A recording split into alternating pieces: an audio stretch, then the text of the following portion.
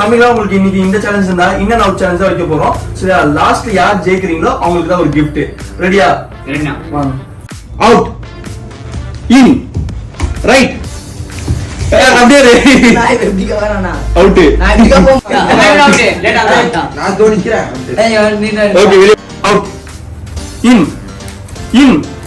out in left right left right out out left right right